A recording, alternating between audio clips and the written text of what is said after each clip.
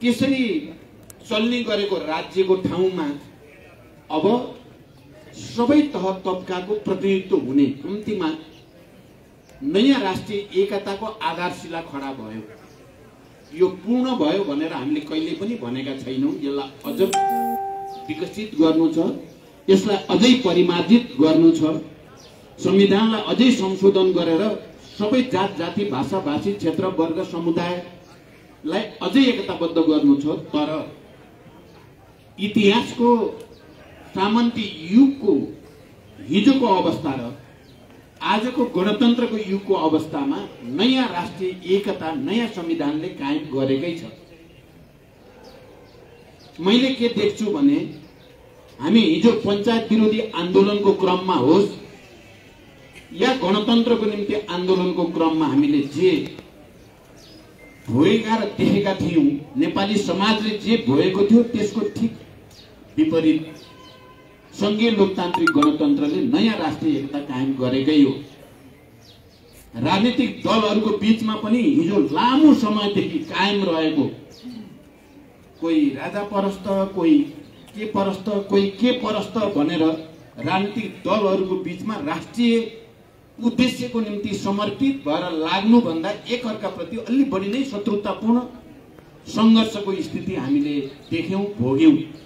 तर जनयुद्धले नै र जनयुद्धको जगमा भएको जनआन्दोलन समेतको समायोजनले नै नेपालका राजनीतिक दलहरूको बीचमा पनि एउटा नयाँ संकल्प, नयाँ एकता, संविधान सभाको निम्ति संघर्ष, संघीय गणतन्त्रको निम्ति संघर्ष र एउटा नयाँ समृद्ध नेपाल निर्माणको निम्ति संघर्ष गर्ने एउटा नयाँ संकल्पको आधारशिला खडा गर्यो। म आजको दिन 27औं जनयुद्ध दिवसको सन्दर्भमा यो कुरालाई म विशेष जोड गरेर भन्न चाहन्छु, नयाँ राष्ट्रिय एकता कायम भएको हो र यो नयाँ राष्ट्रिय एकताले सामाजिक सद्भाव, समाजमा सबै आफू विस्तारै अधिकार सम्पन्न हुँदै गएको र हुँदै जाने विश्वास यसले पैदा गर्यो। यो कुरा एउटा वर्गलाई, एउटा तबकालाई, एउटा विचारका मान्छेलाई, एउटा प्रवृत्तिका मान्छेलाई सुरुदेखि मन परेको थिएन। हामी जनयुद्धलाई स्मरण गर्दै गर्दा सुरुका दिनमा कसरी सखाप पार्ने अभियान चलाउन खोजियो त्यो कुरा र विभिन्न अभियान अन्तर्गत यसलाई बल प्रयोगकै आधारमा शक्तिकै बलमा दबाउने जो कोसिस गरियो त्यो कुरा स्मरण गर्दा र अहिलेको नयाँ राष्ट्रिय एकताको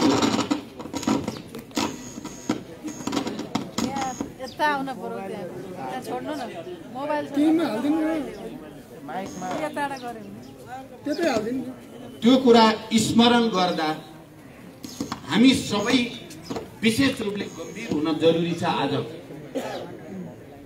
आज एकचोटि फेरि जनयुद्ध र त्यसले ल्याएका परिवर्तनलाई केही गरी कमजोर पार्न सकिन्छ कि भन्ने प्रयासहरू फेरि नयाँ सिराबाट आउन खोजेका छन्। नेपालको लोकतान्त्रिक आन्दोलन र नेपालको राष्ट्रिय स्वाधीनताको आन्दोलनलाई, लोकतान्त्रिक आन्दोलन र राष्ट्रिय स्वाधीनताको आन्दोलनलाई कमजोर पार्ने र यो परिवर्तनको नेतृत्वको रूपमा नेकपा माओवादी केन्द्रलाई कमजोर पार्ने प्रयासहरू अहिले नयाँ ढंगले अगाडि आएका छन्। आज जनयुद्ध दिवस मनाउनुको हाम्रो तात्पर्य एकचोटि फेरि नयाँ संकल्प लिनुपर्ने, राष्ट्रिय स्वाधीनताको निम्ति र प्राप्त लोकतान्त्रिक अधिकारको रक्षाको निम्ति संविधान र त्यसमा राखिएका प्रावधानहरू, जनपक्षीय प्रावधानलाई अझ परिमार्जन गर्ने संकल्प सहित हामीले अगाडि जानु छ। आजको दिनले हामी सबैलाई, देशभरि रहेका, देश बाहिर रहेका तमाम क्रान्तिकारीहरूलाई एउटा नयाँ ऊर्जा प्राप्त गर्ने, नयाँ संकल्प लिने, नयाँ कमिटमेन्टको निम्ति आजको दिन ऐतिहासिक दिन बनेको छ। र म हिजो जनयुद्धको प्रारम्भिक तयारीको योजना बनाउँदै गर्दाका दिनहरू स्मरण गर्दै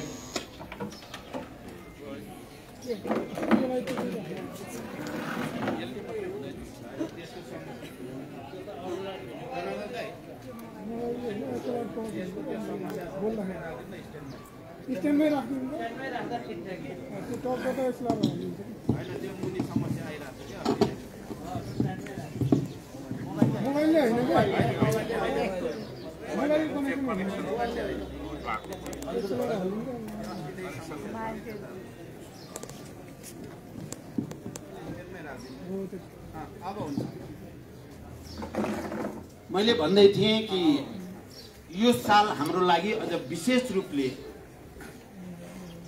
प्राप्त अधिकारको रक्षा र राष्ट्रिय स्वाधीनताको सुदृढीकरणको निम्ति एकचोटि फेरि नयाँ संकल्प लिने दिन हो। म देशभित्र र देश बाहिर रहेका तमाम क्रान्तिकारी कमरेडहरू, मित्रहरू र यो देशमा उत्पीडित वर्ग, जाति, क्षेत्र, समुदायको हक अधिकारका पक्षपाती तमाम जनसमुदाय प्रति पनि म विशेष अपील गर्न चाहन्छु। आजको दिन हामी सबैले फेरि एउटा नयाँ एकता कायम गर्ने, नयाँ ऊर्जा सहित नयाँ अभियानमा प्रवेश गर्ने दिनको रूपमा यसलाई बदल्न जरुरी छ। तपाईं हामी हेर्यो भने हामी पटक पटक प्रतिक्रियावादी, प्रतिक्रान्तिकारी, अवसरवादीहरूले जनयुद्धका उपलब्धिहरूलाई कमजोर पार्ने या उल्ट्याउने षड्यन्त्रका विरुद्ध हामी सङ्घर्ष कुनै न कुनै रूपमा गर्दै आएका छौँ। र गत सालदेखि अहिले हामी सबैले प्रत्यक्ष रूपले भोग्यौं। प्रतिगमनले कसरी टाउको उठाउन खोज्यो, संविधानलाई कसरी निस्तेज पार्न खोजियो, संविधानका पनि ती प्रावधानहरू जुन प्रावधानहरू प्रगतिशील छन् तिनलाई कसरी उल्ट्याउन खोजियो र यो देशलाई फेरि एउटा राजनैतिक संकटको भुमरीमा लान खोजियो र त्यसका विरुद्ध हामीले फेरि एकचोटि दृढ संकल्प सहित संघर्षको मैदानमा जान पर्यो। हामीले सबै चीज छोड्यौं। जरुरी पर्छ भने जस्तो सुकै त्याग र बलिदान गर्न पनि हामी तयार छौं भनेर हामी सडकमा गयौं। जब हामीले प्रतिगमन र उपलब्धिलाई उल्ट्याउन खोज्ने प्रवृत्तिका विरुद्ध जनतालाई अपील गर्यौं र हामी आफै सडकमा पुग्यौं, लाखौं लाख जनताहरू देशव्यापी रूपमा त्यसको पक्षमा खडा भयो र निकै ठूलो डिजाइन अन्तर्गत अगाडि बढाइएको प्रतिगामी कदम असफल भयो। एकचोटि फेरि नेपाली जनता, एकचोटि फेरि क्रान्तिकारी नेतृत्व सफल भयो र अहिले जुन गठबन्धनको स्थिति, सरकारको स्थिति छ र हामी त्यो मार्फत फेरि एउटा नयाँ निर्वाचनको प्रक्रियामा प्रवेश गर्ने र संविधानलाई, जनताका अधिकारलाई अझ विकसित र परिमार्जन गर्ने प्रक्रियामा छौं। हामी त्यहाँसम्म आइ त पुगेका छौं, तर क्रान्ति र प्रतिक्रान्तिको लडाईँमा अन्तिममा कसले जित्छ यो प्रक्रिया भित्र भन्ने कुराको अन्तिम टुङ्गो अझै लागेको छैन। पराजित प्रतिगमनकारी प्रवृत्ति चुप लागेर बसेको छैन। उसले अझै पनि प्रतिगमन गराउने नै कसरत चलाइरहेको छ र त्यसलाई मलजल गर्ने देशभित्र र बाहिर विभिन्न खालका प्रतिक्रियावादी शक्तिहरू सक्रिय नै छन्।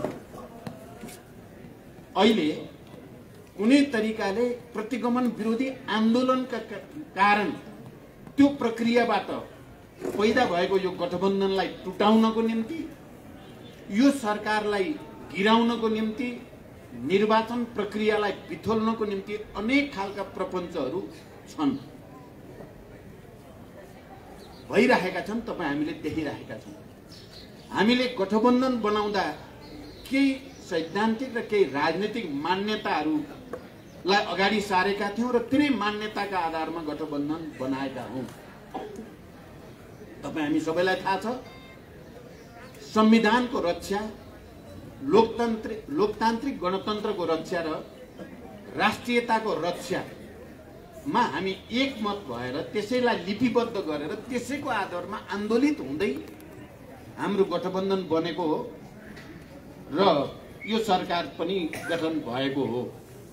हामीले कुनै देश विशेषसँग गरेका सहमति, सम्झौता या परियोजना या आर्थिक सहयोग लेनदेन त्यसको आधारमा गठबन्धन बनाएको होइन र यो गठबन्धन सुदृढ हुँदै जाने या कमजोर बन्ने भन्ने कुरा हामीले यो गठबन्धन निर्माण गर्दा जुन सैद्धान्तिक र राजनीतिक मान्यतामा खडा थियौं, हामी त्यही मान्यतामा खडा भएर यो गठबन्धनलाई अगाडि बढाउनु पर्दछ र नेपालको संविधान, नेपालको गणतन्त्र, लोकतान्त्रिक गणतन्त्र र राष्ट्रियताको रक्षा म सम्पूर्ण नेपाली जनसमुदाय, सम्पूर्ण नेपाली दिदीबहिनी दाजुभाइहरूलाई विशेष रूपले अपील गर्न चाहन्छु। हामी सबैले यो कुरालाई विचार गरौं। संविधानको रक्षा, लोकतन्त्रको रक्षा र राष्ट्रियताको रक्षाको निम्ति गठबन्धन गरिएको हो। कुनै एउटा खास परियोजना गर्ने या नगर्ने भन्ने आधारमा यो गठबन्धन गरिएको होइन। आज यदि कसैले कुनै एउटा परियोजनासँग सम्बन्धित गराएर गठबन्धनको भाग्य र भविष्य बारे सोध्छ भने त्यसको हाम्रो ऐतिहासिक धरातल भत्काउने जस्तै हुन जान्छ। म यो पक्षमा आम जनतासँग अपील गर्न चाहन्छु। हामीले यो गठबन्धन जुन मूल्य, जुन मान्यतामा टेकेर चाहिँ बनाएका हौं, हामी त्यसैमा दृढ रहौं। आम जनताले हामीलाई जे उद्देश्यको निम्ति साथ दिएको हो, मलाई विश्वास छ जनता अहिले पनि त्यही विश्वासमा, त्यही भरोसामा छन्। त्यसकारण जनताको यो भावना, जनताको यो समर्थन, भरोसालाई हामी कसैले पनि मिनिमाइज गर्न हुँदैन। हामी सबैले त्यसलाई उच्च सम्मान गर्नुपर्दछ र त्यसको जनताको त्यो मर्म र भावना अन्तर्गत नै अरू सबै परिघटनाहरू हुन्छन्, राख्नुपर्छ भनेर म विशेष रूपले भन्न चाहन्छु। म जाँदा जाँदै अब धेरै लामो व्याख्या गर्न सम्भव पनि छैन, समय पनि छैन। आज म जनकपुरमा पनि जाँदैछु। पोहोर साल जनयुद्ध दिवस मनाउँदै गर्दा बर्दिया जिल्ला, जहाँ सबभन्दा बढी बेपत्ता भएको जिल्ला छ जनयुद्धका क्रममा, त्यहाँको एउटा गाउँपालिकाको सरकारले सरकारकै हैसियतबाट जनयुद्ध दिवस मनाएको थियो। केही प्रकाशनहरू, केही सम्मान कार्यक्रमहरू राखेको थियो, सम्मानहरू राखेको थियो। अहिले यो पटक त्यसमा एउटा नयाँ फड्को भन्नुपर्छ। मधेसमा त्यहाँको सरकारकै तर्फबाट जनयुद्ध दिवस मनाउने भनेर निर्णय भएको छ र मलाई प्रमुख अतिथिको रूपमा निम्ता गरिएको छ। म के चाहन्छु भने अब सबै प्रदेश सरकार र केन्द्र सरकारले पनि जनयुद्ध दिवस मनाउन म अपिल गर्न चाहन्छु। हामी आज जुन गणतन्त्रको कुरा गरेका छौं, हामी गणतन्त्रको अभ्यास गरेका छौं, त्यसको प्रमुख आधार, किनकि मधेस सरकारले त्यसो भन्दै गर्दा यो परिवर्तनको मुख्य कारक जनयुद्ध भएको हुनाले हामीले जनयुद्ध दिवस मनाउने निर्णय गर्यौं भनेको छ। म हाम्रा मुख्यमन्त्री भएका सरकारहरू र अरू जो कोही मुख्यमन्त्री भएका सरकारहरूलाई पनि यसै गरी यो दिवसलाई जति सम्मानित गर्यो संघीय लोकतान्त्रिक गणतन्त्र त्यति सुदृढ हुन्छ। यो दिवसलाई जति कमजोर पार्यो यो संविधान र परिवर्तन, लोकतन्त्र र गणतन्त्र जनताका सबै उत्पीडित वर्ग, जाति, क्षेत्र, समुदायका हक अधिकारहरू त्यसरी नै खोसिँदै जान्छन्। त्यसकारण यसको अन्तर सम्बन्ध अलि गहिरो छ, ठूलो छ, रणनैतिक छ भनेर म भन्न चाहन्छु। र छिटै केन्द्रबाट पनि त्यो होस हुनेछ भनेर पनि म विश्वास व्यक्त गर्न चाहन्छु। सुरुदेखि म अब अन्तिममा एउटा पक्षतिर सबैको ध्यान आकर्षित गरेर मेरो भनाइ टुङ्ग्याउन चाहन्छु। सुरुदेखि जति बेला हामीले जनयुद्धको ऐतिहासिक पहल गर्यौं त्यो दिनदेखि नै यो पार्टीलाई, यो आन्दोलनलाई, यो नेतृत्वलाई, यो विचारलाई कमजोर पार्ने अनेक षड्यन्त्रहरू भए हामीले सामना गर्यौं र त्यसको पराकाष्ठाका रूपमा ठुलठुला नरसंहारहरू, गाउँ गाउँमा बलात्कार, हत्या, हिंसाका विभीषिकाहरू हामीले नजिकबाट हेर्यौं, देख्यौं, भोग्यौं र नेतृत्वलाई सम्पूर्ण रूपले सखाप पार्ने भनेर टाउको काट्ने, झोलामा ल्याउने कुराहरू पनि हामीले देख्यौं, सुन्यौं, भोग्यौं। तर आम नेपाली जनताको साथ समर्थनले गर्दा, जनताको एउटा प्रतिबद्धता आन्दोलनप्रति, क्रान्तिप्रति, त्याग र बलिदानप्रति प्रतिबद्धताले गर्दा हामी एउटा ठूलो राजनीतिक परिवर्तनको कारक सहित हामी यहाँ छौं, यहाँ आइपुग्यौं। कसैले रोक्न सकेन। हामीलाई कसैले दया माया गरेर चाहिँ संघीय गणतन्त्रमा ल्याएको होइन। हामीले त्याग र बलिदानका अनगिन्ती कीर्तिमानहरू कायम गरेर हजारौं हजार शहीदहरूको, बेपत्ता योद्धाहरूको बलिदान र तमाम क्रान्तिकारी कम्युनिस्टहरूको एकताबद्ध पहलको कारणले हामी आज यहाँ छौं। अहिले पनि त्यो संघर्ष चाहिँ भिन्न रूपमा जारी नै छ। अहिले पनि यो परिवर्तन र उपलब्धि उल्ट्याउनको लागि नेतृत्वलाई के गरी बदनाम गर्न सकिन्छ, के गरी कमजोर पार्न सकिन्छ भन्ने मैले हेर्दा जनयुद्धको ऐतिहासिक पहलका दिन जस्तो थियो, आज शान्ति सम्झौता भयो, यत्रो संविधान सभा भयो, संघीय गणतन्त्र भयो, यति धेरै चीजहरू भए फेरि पनि एउटा वर्ग, एउटा शक्ति, एउटा प्रवृत्ति त्यही अभियानमा छ। कसरी यो माओवादी आन्दोलन र यसको मुख्य नेतृत्वलाई अझ कमजोर पार्न सकिन्छ, बदनाम गर्न सकिन्छ, भएका नभएका उल्टा झुटा अतिरञ्जित एउटा मनसायले गरेको कामलाई अर्को ढंगले व्याख्या गर्ने, यस्ता तमाम कुराहरू छन्। तमाम कुराहरू हिजो मात्रै प्रधानमन्त्रीजी, म र माधव नेपालजी बसेका थियौं र छलफल गरेका थियौं सदनको बारेमा। मिडियामा आयो, सभामुखलाई प्रचण्डले भनेर 10 दिन सारियो सदन। प्रधानमन्त्रीले नचाहँदा नचाहँदै फेरि चाहिँ 6 दिन सारियो। प्रधानमन्त्रीले नचाहँदा नचाहँदै प्रचण्डको आदेशमा अग्निसाप कोटा चाहिँ सभामुख होइन, आदि इत्यादि। मैले एउटा सानो उदाहरणको रूपमा मात्रै यो भन्न खोजेको हो। हामी हिजो छलफल गर्यौं, यो के विचित्र हो। यो प्रधानमन्त्री आफैले कोभिडको यो स्थितिमा 10 दिन सार्नुपर्छ भनेर प्रस्ताव राख्नुभयो, मैले ठिकै हो भने। अनि सञ्चार मन्त्रीले सभामुखलाई फोन गरेर हाम्रै अगाडिबाट 10 दिन सार्न पर्यो सभामुखजी भनेर सञ्चार मन्त्रीले भन्नुभयो।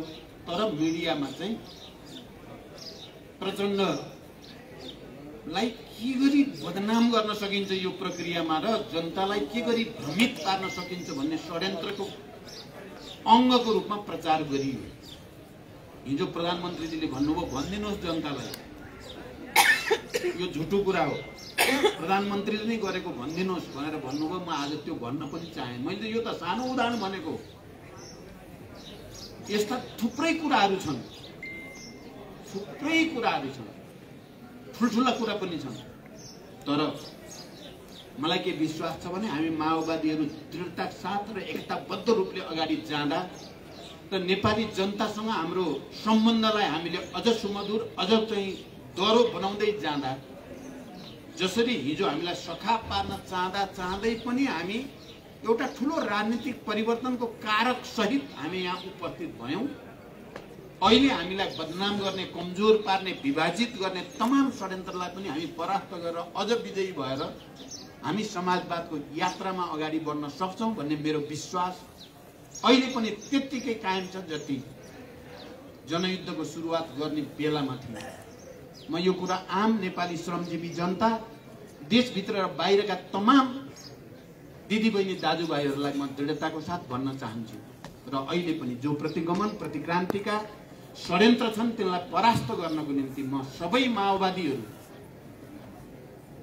आफ्नो पहिचान हिजो जनयुद्धमा र त्यसका त्याग र बलिदानका कीर्तिमानद्वारा त्यसमा भएका विचारको विकास र संश्लेषणका नयाँ नयाँ कीर्तिमानद्वारा गौरवान्वित भएका हामी सबै माओवादी घटकहरू अहिले विभिन्न रूपले विभाजित पनि छौं, कतिपय हामी एकताबद्ध पनि हुँदैछौं। विभाजन र एकताको एउटा नयाँ अनुभव पनि हाम्रो आन्दोलनले हासिल गरेको छ।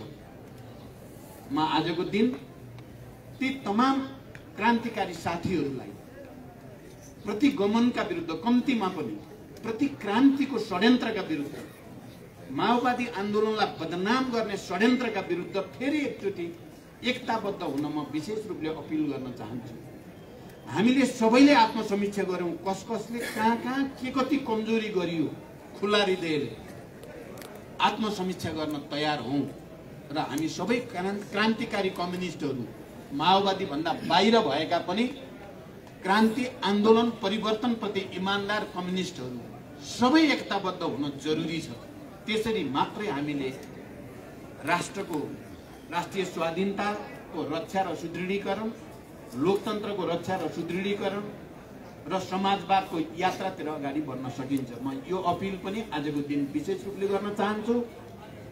मैले अघि नै भने समयको अलिकति दबाव छ र यो आजको यो दिन एउटा सरकारले जनयुद्ध दिवस मनाउने निर्णय गरेको अर्थमा पनि महत्त्वपूर्ण छ।